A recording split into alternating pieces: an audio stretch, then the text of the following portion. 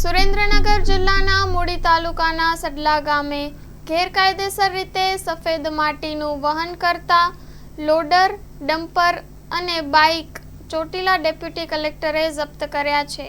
Story report by Vikramsinh Jadeja, Chotila.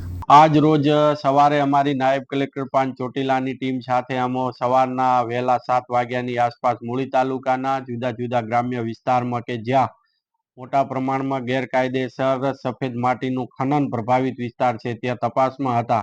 ત્યારે રોડની અંદરની સાઈડ 2 કિલોમીટર જતા ત્યાં એક સ્ટોક ગેરકાયદેસર કરેલો હતો સફેદ માટીનો. ત્યાંથી ડમ્પર અને લોડર વડે આ ભરવાનું કામ ચાલુ હતું. ત્યાં અમારી ટીમ સાથે અમે રંગે હાથ ઝડપી પાડી એક ડમ્પર, એક લોડર અને એક બાઇક અને 2 ઈસમો ત્યાં જે હાજર હતા. આ તમામે તમામ મુદ્દામાલ 51 લાખનો જપ્ત કરી અને આગળની કાયદેસરની કાર્યવાહી હાથ ધરેલ છે.